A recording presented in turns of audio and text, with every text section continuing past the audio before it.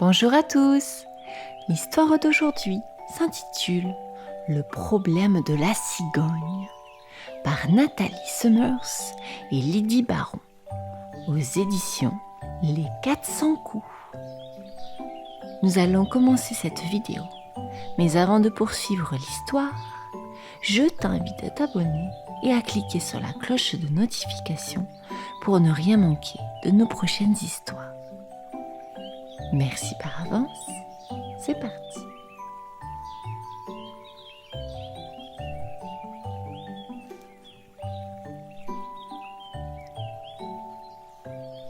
Tu es bien installée, petite souris? Est-ce que tu t'es brossé les dents? Est-ce que tu as mis ton pyjama? Et est-ce que tu es allongée dans ton lit? Très bien. Si tu as fait tout ça, attrape ton doudou, si tu en as un, ferme les yeux et écoute cette histoire. C'est parti.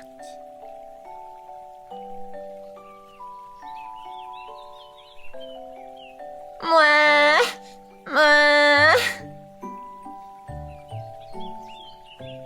Surprise, Quenotte tend l'oreille. Elle vient juste de déposer une piécette sous l'oreiller d'un enfant en échange de sa dent de lait. Elle voudrait rentrer chez elle, mais le bruit ressemble au miaulement d'un chat. Il faut être prudente quand on est une petite souris. Alors, avec précaution, elle avance à pas de loup et découvre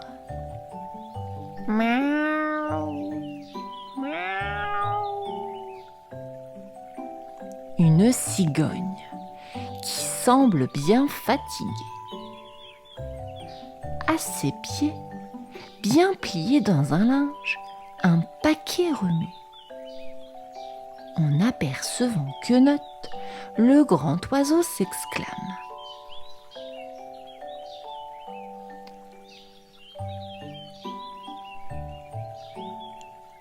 Ah, quelqu'un qui pourrait nous renseigner.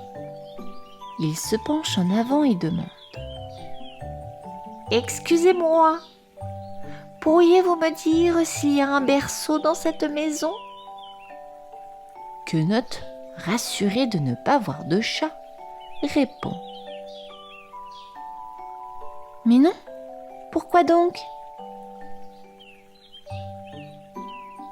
La cigogne soupire. Ça veut dire que j'ai encore fait une erreur. À ce moment-là, le bruit recommence. Mouah.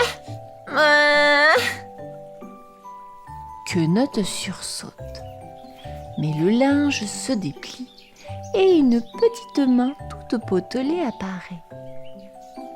La petite souris comprend. C'est un nouveau-né qui pleure.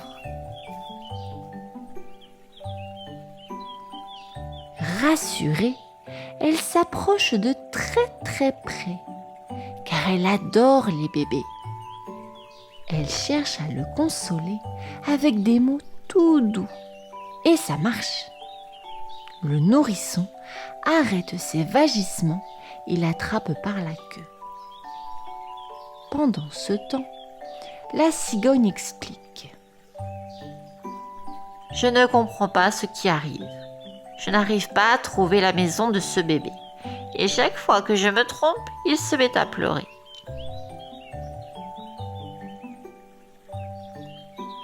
Le grand oiseau sort alors un petit carton en disant « Pourtant, j'ai la bonne adresse. Mais il est vrai que c'est très mal écrit. Et j'ai un peu du mal à déchiffrer.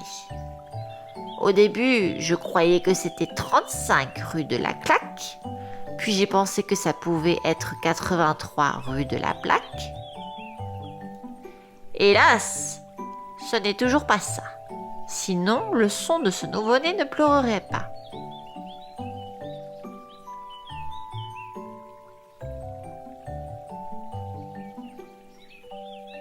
En voyant la cigogne tendre les pattes et tordre le cou pour essayer de lire, Quenotte propose.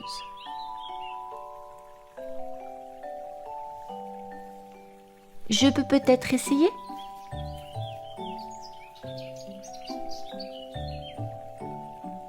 « Quelle bonne idée !» dit le grand oiseau en lui montrant le carton. Mais la petite souris est bien déçue en découvrant le message. Elle ne sait pas déchiffrer le langage des cigognes.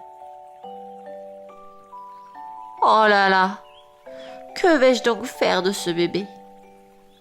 se lamente l'oiseau. « Ces mots sont si flous. » « Mais non, ils ne sont pas flous, » dit Quenotte étonnée. Soudain, la petite souris comprend tout.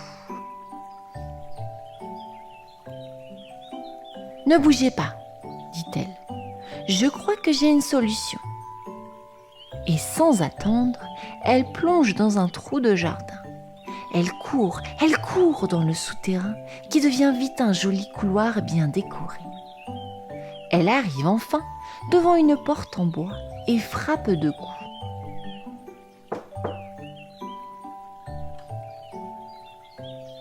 Quelques instants plus tard, la porte s'ouvre et une taupe apparaît. « Oh, mais voici mon amie Quenotte !»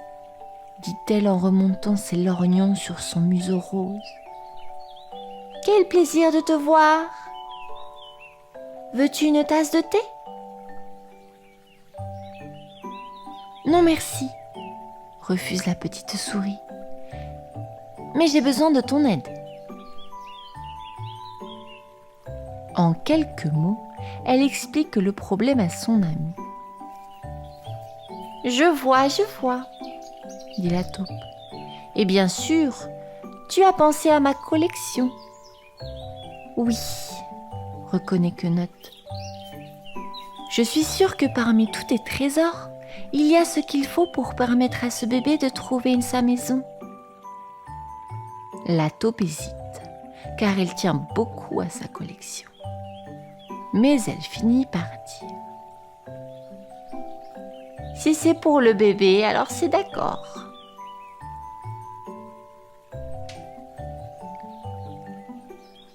La taupe et Quenotte trottinent jusqu'à la pièce d'à côté, qui est beaucoup plus grande que la précédente. Sur des étagères bien rangées, des dizaines de lorgnons, besicles et autres paires de lunettes sont alignés.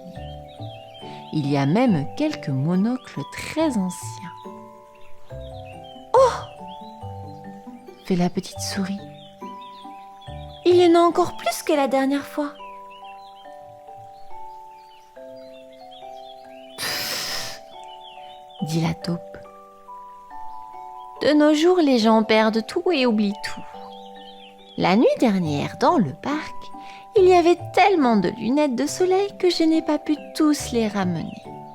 Bon, redis-moi, quel est le problème de ta cigogne ? Il faut qu'elle tende la patte très loin pour essayer de lire. Mais même comme ça, c'est encore trop flou. La taupe laisse échapper un petit rire. C'est parce qu'elle n'est plus toute jeune, ta cigogne. Maintenant, elle a besoin de lunettes. Mais ne t'inquiète pas, j'ai exactement ce qu'il lui faut. La taupe grimpe sur une échelle et attrape une belle paire de lunettes roses sur une étagère.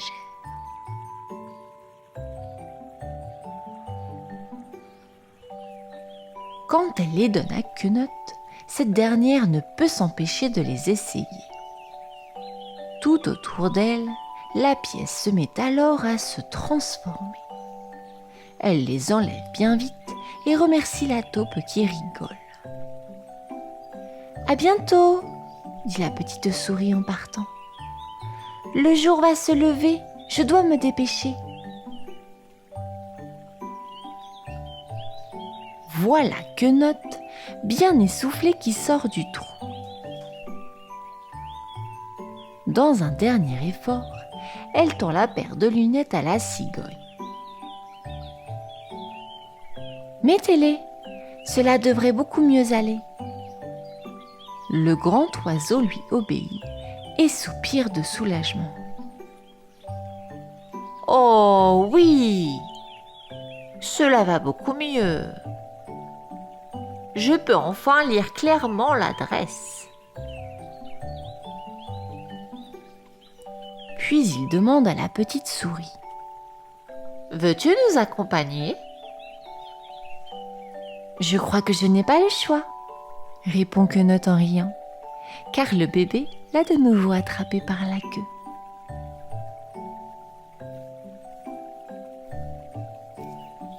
Youpi! Youpi! Alors, nous décollons pour le 85, rue de la Flaque. Dans son sommeil, le bébé sourit.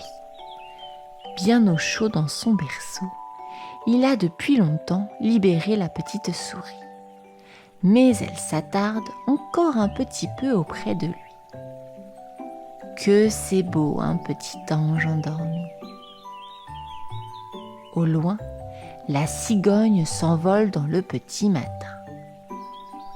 À son tour, Quenotte doit prendre le chemin du retour. « C'est promis, je reviendrai, » souffle-t-elle, « pour chercher ta première petite dent de lait. » Et, sur une dernière caresse, dans un trou de souris, elle disparaît.